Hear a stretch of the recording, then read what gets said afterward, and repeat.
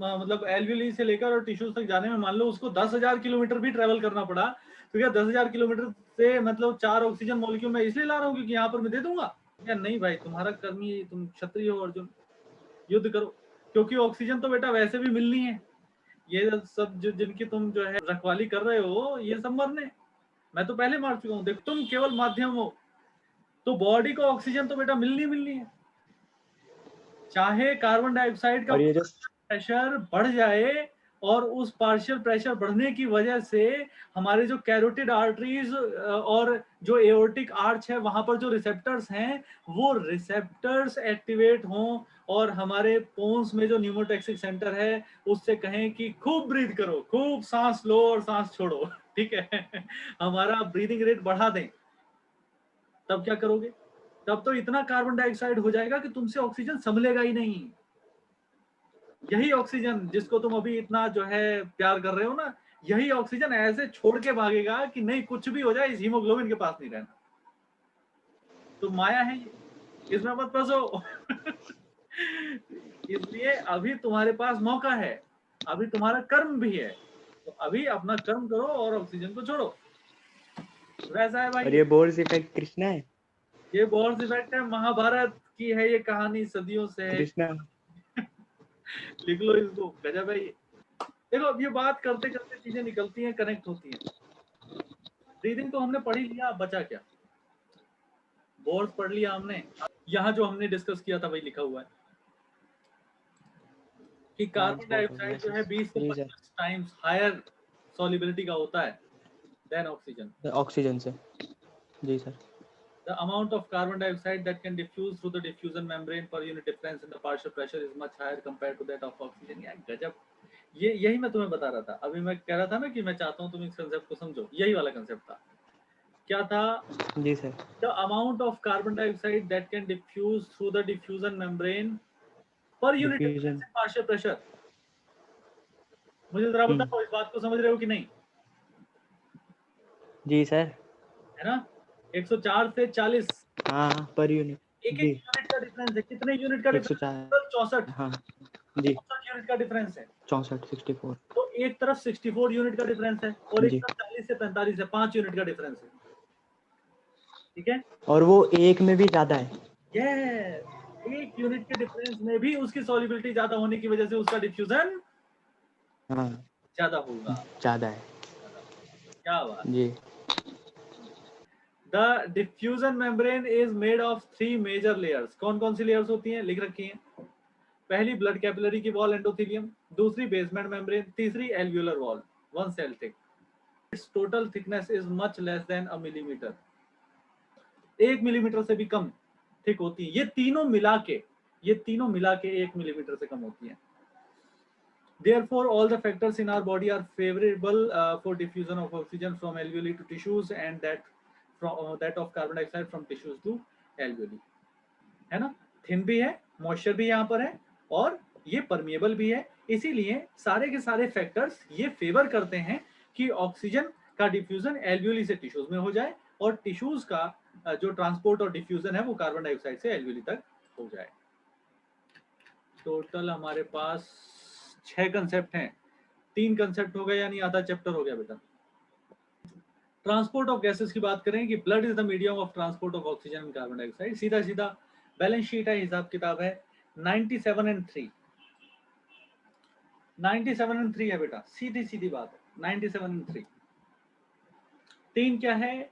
3 क्या है? ये थोड़ा सा खास है, ठीक है? Plasma. Dissolved state through the plasma.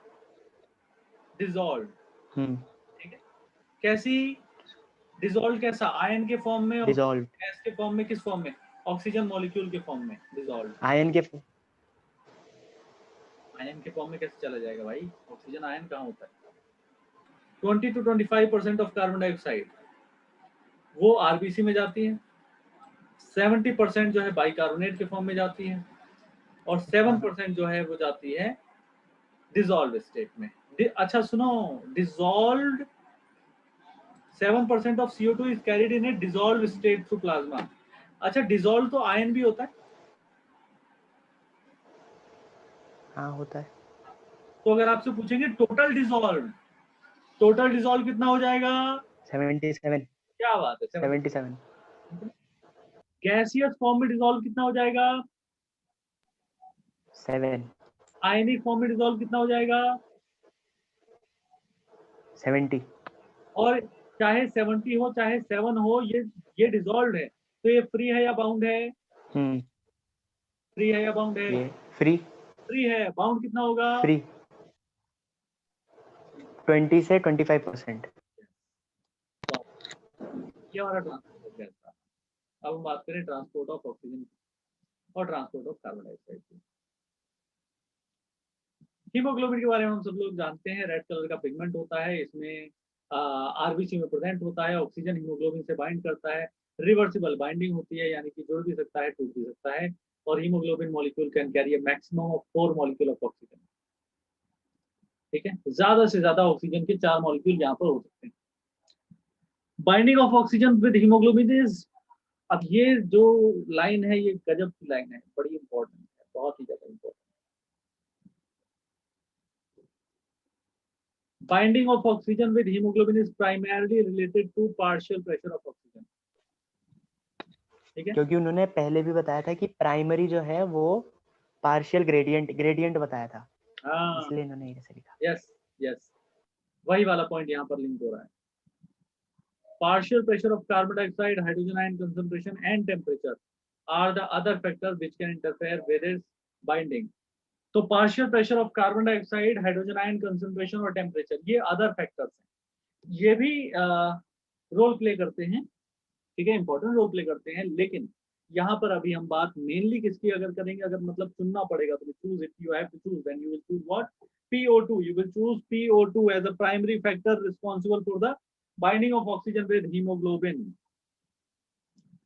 खुद की मेहनत सबसे इंपॉर्टेंट है। तुम्हारी इंटेंशन कितनी ज्यादा है, तुम कितना ज्यादा अच्छे से पढ़ाई में लगे हुए हो, तुम कितना ज्यादा डिवोटेड हो किसी काम में, ये चीज प्राइमरीली डिसाइड करती है आपकी सक्सेस को। बाकी सारी चीजें, यहाँ से सपोर्ट, वहां से सपोर्ट, ये फाइनेंशियल, वो इमोशनल, गाइडेंस, पेपर, मटेरियल, ठीक है, रूटीन, ये सब चीजें जो है ये सारे अदर फैक्टर्स हैं। ठीक है, हम हीमोग्लोबिन से बाइंड होंगे या नहीं होंगे ये हम पर डिपेंड करता है अल्टीमेटली। तो binding of oxygen with haemoglobin is primarily related to the partial pressure of oxygen itself.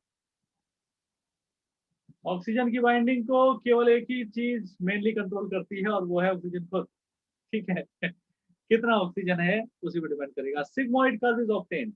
एक सिग्मोइड कर्व ऑब्टेन होता है जब हम परसेंटेज सैचुरेशन ऑफ हीमोग्लोबिन को ऑक्सीजन के अगेंस्ट प्लॉट करते हैं, PO2 के अगेंस्ट प्लॉट करते हैं।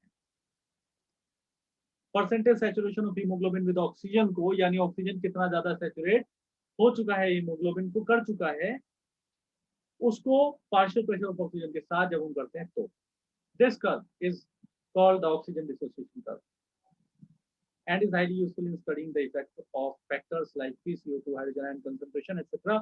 on binding of oxygen with hemoglobin. In the alveoli where there is high PO2, alveoli के अंदर की बात करेंगे एक तरफ, और दूसरी तरफ बात करेंगे हम टिश्यू के अंदर की। पहले हम बात करें एल्वियोली के अंदर की। तो एल्वियोली के अंदर जो ऑक्सीजन का पार्शियल प्रेशर है वो हाई होता है, टेम्परेचर कम होता है, कार्बन डाइऑक्साइड का जो पार्शियल प्रेशर है कम होता है। ठीक है, ओके।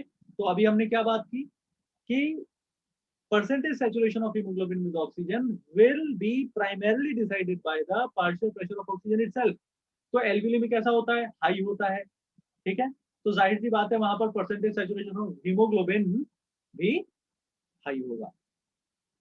ठीक है, अच्छा, एक बार को पार्शियल प्रेशर ऑफ ऑक्सीजन को हम कंसिडर नहीं करते, एक बार को कंसिडर ना करें तो वहां डिस्टेबलाइज करने वाले फैक्टर्स को हम जरा देखें। कौन है डिस्टेबलाइज, कौन कर सकता है? Carbon dioxide. कितना है? कम है। और कौन नुकसान पहुंचा सकता है? हाइड्रोजन आयन की कंसंट्रेशन, वो भी कैसी है? हाइड्रोजन। और कौन गड़बड़ कर सकता है? टेम्परेचर अगर ज्यादा हुआ तो डिसोसिएट करेगा, वो कैसा है? कम है। यानी कि एक मेजर फैक्टर है फेवरेबल है से डिटरमाइन कर रहा है, और बाकी 3 सपोर्टिंग फैक्टर्स हो गए। The factors are all favorable for the formation of oxyhemoglobin. Whereas in the tissues where अगर बेटा टिश्यूज में भी PO2 हाई रहेगा और ब्लड में भी हाई है ऑलरेडी, तो ऑक्सीजन ना इधर जाएगा ना उधर जाएगा, ऑक्सीजन तो डिफ्यूजन की क्या फायदा? ये सारी कंडीशंस जो है फेवरेबल मानी जाती हैं ऑक्सी हीमोग्लोबिन डिसोसिएशन के लिए। सब कुछ सही चल रहा है, नॉर्मल चल रहा है, बैठे हुए हैं, खा रहे हैं, पी रहे हैं, उठ रहे हैं, सो रहे हैं, जग रहे हैं, उस समय पर जब नॉर्मल कंडीशन है, fear, fight and flight response नहीं है, जब तब ट्रांसपोर्ट ऑफ कार्बन डाइऑक्साइड की बात करते हैं। Carbon dioxide is carried by haemoglobin as carbamino haemoglobin complex 20 से 25% related to partial pressure of the carbon dioxide. ये भी सेम, ठीक, जैसे वो था वैसे ये। PO2 is a major factor which could affect this binding. ऐसा बिल्कुल नहीं है कि कार्बन डाइऑक्साइड ही ऑक्सीजन की बाइंडिंग पे फर्क डालेगा। ऑक्सीजन मेजर फैक्टर हो गया, वहां पर कौन मेजर फैक्टर था डिसोसिएशन के लिए? Carbon dioxide. यहाँ कार्बन डाइऑक्साइड की बाइंडिंग को डिसाइड करने वाला मेजर फैक्टर कौन सा हो गया? Oxygen. When PCO2 is high and PO2 is low, as in the tissue, हाँ, PCO2 high और PO2 कहाँ low होता है? टिश्यूज में। More binding of carbon dioxide occurs, हाँ, ज्यादा बाइंडिंग होगी, ठीक है। When the PCO2 is low and PO2 is high, as in the alveoli, dissociation हो जाएगी। डिसोसिएशन। अब यहाँ पर यहाँ से शुरू हो जाता है, यहाँ से शुरू हो जाता है बहुत इंपॉर्टेंट सर ये कैरेक्टर। ये कार्बोनिक एनहाइड्रेस 1 सेकंड में 6 लाख रिएक्शन, सबसे तेज वाला एंजाइम है। बिल्कुल, मैक्सिमम रेट, मैक्सिमम टर्नओवर इसी का होता है। मैक्सिमम टर्नओवर नंबर वो हर एंजाइम का ना टर्नओवर नंबर होता है, जिससे उसका पता चलता है। हाँ। जी सर। हाँ, तो यहाँ पर इससे पता चल रहा है कि ये करता क्या है, ये पाया कहाँ जाता है? आरबीसी में मिलता है, थोड़ा बहुत प्लाज्मा में भी पाया जाता है। करता क्या है? कैटालाइज करता है। किसको कैटालाइज करेगा? रिएक्शन को, ठीक है। कैसी रिएक्शन हो जाती है ये? कैसी रिएक्शन हो जाएगी? बहुत स्पीड वाली रिएक्शन हो जाती है। ऑक्सीजन का पार्शियल प्रेशर बढ़ता है, पार्शियल प्रेशर बढ़ने की वजह से क्या होगा? HbCO2 टूटेगा, HbCO2 टूटेगा तो Hb और CO2 बनेगा। वो जो CO2 है वो निकल जाएगा, वो 20 से 25% वाला है, हाइड्रोजन आयन है, ये फैसिलिटेट हो गया। जैसे ही HbCO2 टूटेगा वो हाइड्रोजन आयन देता है और उस हाइड्रोजन आयन की वजह से इसकी प्रॉब्लम, ठीक है। अगर वो HbCO2 ना टूटे तो ये वाला हाइड्रोजन मिलेगा नहीं। तो जैसे अभी ये हाइड्रोजन रिलीज हुआ है ना, ये हाइड्रोजन हीमोग्लोबिन में जाकर स्टोर हो गया। ये हाइड्रोजन हीमोग्लोबिन में जाके स्टोर हो गया। अब हीमोग्लोबिन ये कब तोड़ेगा, कब देगा? जब CO2 उसके अंदर से निकलेगा। तो एल्वियोली में निकला, उसने हाइड्रोजन आयन दिया। अब ये हाइड्रोजन आयन वो कौन सा था? HbCO2 कितना था? 20 से 25%। ये कितना है? 70%, ठीक है, जो प्लाज्मा में है। इसको अनलोड कैसे करवाया जाएगा? उसके लिए हाइड्रोजन आयन चाहिए। तो हाइड्रोजन आयन कहाँ से मिलेंगे? हीमोग्लोबिन से मिलेंगे। कैसे मिलेंगे? जब HbCO2 टूटेगा। क्यों टूटेगा? ऑक्सीजन के बढ़ने से टूटेगा। तो बाइकार्बोनेट आयन ने हाइड्रोजन आयन से कंबाइन करके H2CO3 कार्बोनिक एसिड बना लिया। कार्बोनिक एसिड फिर जो है CO2H2 में डिवाइड हो गया। Every 100 ml of deoxygenated blood delivers approximately 4 ml of CO2 to the alveoli. Is this clear? ये कम देता है ऑक्सीजन से, वो 5 दे रहा था। बिल्कुल, ये 4 ही दे रहा। ये 4। ठीक, यहाँ तक में कुछ पूछना? सर यही पूछना, आज खाया क्या आपने? मजा आ रहा। हाँ, मैं ना वो चीजें जो है बस सामने आती जाती हैं, बोलते जाते हैं, बढ़िया हो जाता है। We can say that there is a reciprocation between teacher and student. Okay, teacher teaches something, जो भी हम लेक्चर पढ़ रहे हैं, ठीक है, आपने कुछ सीखा, आपको अगर आ गया तो आप उससे रिलेटेड कुछ क्वेश्चन पूछेंगे, या आपके हाव भाव उस टाइप से चेंज होंगे, आपका एक्सप्रेशन चेंज होगा। अरे सर क्या गजब बात है, ऐसे होता है। या कुछ तो भाई, कुछ तो मतलब मूर्ति और मनुष्य में कुछ तो फर्क होगा, ठीक है, कुछ ना कुछ तो एक्सप्रेशन आएंगे। या तो अगर नहीं आया तो आप पूछेंगे, दोनों ही केस में आपसे फीडबैक तो हमें मिलेगा ही मिलेगा। लेकिन अगर कुछ नहीं मिल रहा है, इसका मतलब इन्वॉल्वमेंट नहीं है। ऐसा नहीं, ठीक है, 10 बार ऐसे आश्चर्य करोगे ना तो अपने को भी लगेगा हाँ ये आश्चर्य करने वाली बात है, गजब की बात है कि कार्बन डाइऑक्साइड जो हम यहाँ पर छोड़ रहे हैं वो वहां पर जाके फिक्स हो जा रही है, ग्लूकोज बन जा रहा है, वही ग्लूकोज हम खा ले रहे हैं, यार ये गजब चल रहा है नेचर में। लेकिन उसके लिए क्या है, आपको ध्यान ध्यान देना पड़ेगा, इन्वॉल्व होना पड़ता है। हाँ, बनना पड़ेगा, वो घोड़ा बनना पड़ेगा जो कि दोनों तरफ जिसकी आंखों पे वो पट्टे लगे रहते हैं, क्यों, जिससे वो सामने ही देखे। भाई इधर उधर मार्केट देखने लगता तो तांगा ठुक जाएगा तांगा जाएगा ठुक, ठीक है, तो वैसा नहीं होना चाहिए। इसीलिए वही है, वही फोकस चाहिए, तांगे से सीख लो कि क्या फोकस होता है और कितना जरूरी होता है, गाड़ी कहीं पहुंच जाएगी। रेगुलेशन ऑफ रेस्पिरेशन की बात करते हैं। Regulation primarily rhythm centre medulla वाला प्राइमरी थी। कौन सा रेस्पिरेटरी रिदम सेंटर के फंक्शंस को मॉडरेट करता है। मॉडरेट यानी कि वहां से आया तो अब यहां से ही होके जाएगा। It can moderate the function of respiratory rhythm centre. कैसे? Neural signal from this centre can reduce the duration of inspiration. Inhalation को रिड्यूस कर सकता है, ठीक है, ये क्या करता है, इनहेलेशन को रिड्यूस करता है। इसीलिए रेस्पिरेटरी रेट चेंज हो जाता है। इनहेलेशन कितने सेकंड का, 2 सेकंड का। एक्सहेलेशन कितने सेकंड का, 3 सेकंड का। तो अगर इनहेलेशन के टाइम को कोई कम या ज्यादा कर पाएगा तो टोटल ब्रीदिंग 5 सेकंड की होगी या कम होगी या ज्यादा होगी, वही तो कंट्रोल कर रहा है। आई रिपीट, अगर इनहेलेशन 2 सेकंड का होगा या कम या ज्यादा होगा तो एक्चुअली वो जो 5 सेकंड की पूरी प्रोसेस है एक ब्रीथ की, एक ब्रेथ की, ठीक है, वो कम या ज्यादा हो सकती है ना, ठीक है। तो ये इंस्पिरेटरी जो हमारा हम इंस्पिरेटरी कैपेसिटी है उसको रेगुलेट करता है। It inhibits the inhalation, it inhibits the it reduces the duration of inspiration, it reduces the duration of inspiration, and that's why and actually thereby alter the respiratory rate. ये तो बात हो गई किसकी, मेडुला और पोन्स की। पोन्स पहले होता है, मेडुला फिर नीचे होता है।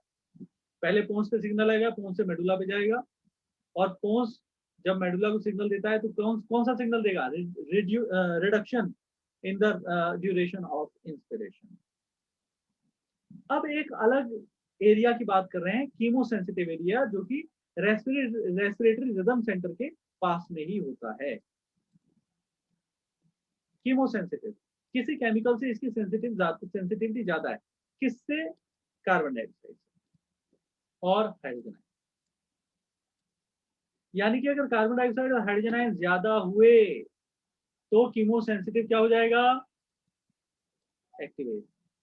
फिर क्या करेगा, सिग्नल द रिदम सेंटर, बराबर में ही जो रेस्पिरेटरी रिदम सेंटर है उसको सिग्नल कर देगा, जिससे क्या होगा, नेसेसरी एडजस्टमेंट होंगे। नेसेसरी एडजस्टमेंट क्या, इनहेलेशन एक्सहेलेशन का रेट बढ़ेगा, बढ़ेगा तो ये सब्सटेंसेस कहाँ हो जाएंगे। हाँ, अगर जैसे सर हाँ बोलो। मैं बोल रहा सर कि मतलब रेस्पिरेट आपने बोला ना बढ़ेगा घटेगा, एडजस्टमेंट ये होगा, घुटन होती है जब हमें, तो ये उसे सिग्नल भेजेगा कि ऑक्सीजन ज्यादा लो। हाँ यस यस, ज्यादा ऑक्सीजन लेंगे मतलब डीप इनहेलेशन करेंगे, डीप एक्सहेलेशन करेंगे तो कार्बन डाइऑक्साइड और हाइड्रोजन आयन ज्यादा निकलेंगे। Receptors associated with aortic arch and carotid artery. मैं ये कहूंगा बेटा कि ये कीमोसेंसिटिव एरिया वाला पहला पॉइंट था, apart from pons and medulla.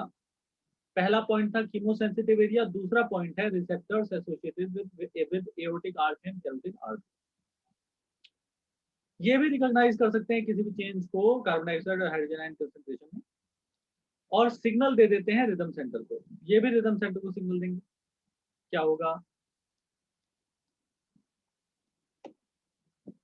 Remedial actions. Accordingly हमारा जो रेस्पिरेटरी रेट है वो बढ़ जाएगा।